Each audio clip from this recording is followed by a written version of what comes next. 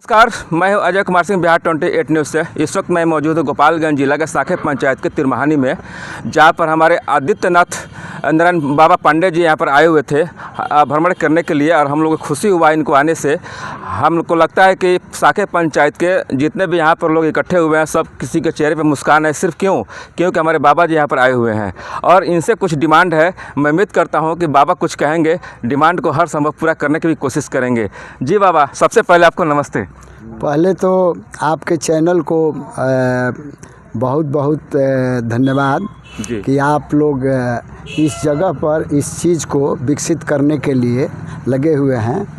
तो मैं इस तिरमहानी धाम जो 4 पंचायत के बीच में है।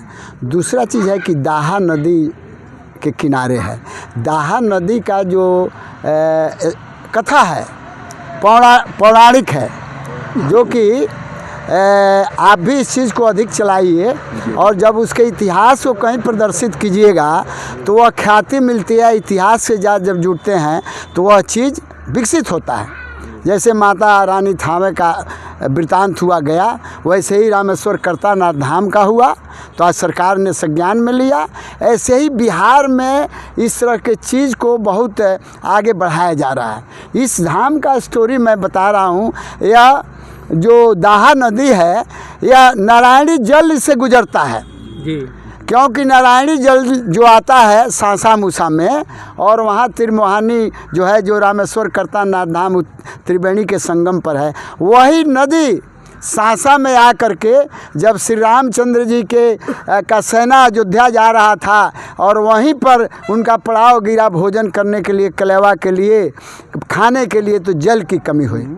तो लक्ष्मण जी ने बाण उठाया और वही दाहा नदी में उस बाण को मारा, जो आज भी वह भूर के रूप में पानी देता है और यह नदी कभी सूखती नहीं है। और इस चीज़ की चर्चा और जो है सो सदन में हुई है। इस पर मैं भी सदन में चर्चा किया हूँ, व्यासदेव जी ने चर्चा किया है इस पर। यहाँ के सभी माननीय लोग इसको चर्चा में लाए हैं कि यह दाहा नदी, जो कि दाहा नदी यहीं पर माँ भगवती जो थाव में गई, घोड़ा घाट है इसी दाहा नदी के किनारे, इस नारायणी के किनारे, और वहीं पर माँ टिकी थी। आपको याद होगा, जहाँ से चली हैं माँ भगवती, चली कामाख्या से, फिर आई जो है सो काली घाट में, वहाँ से जब चली तो फिर आई पटन देवी के रूप में, जो कि गंगा के किनारे ही है सब माँ का रैन बसेरा और हुआ। उसके बाद से वहाँ से चली तो फिर आपको दिघवारा में रुकी, और दिघवारा से चली तब घोड़ा घाट में रुकी, जो सब इस गंगा और नारायणी के किनारे इस सब माँ का स्थान रहा है, और तब जाके थावे में हुई। तो यह त्रिवेणी जो धाम है, यह बहुत ही सुंदर है और इसका जो कथा है वो पौराणिक है।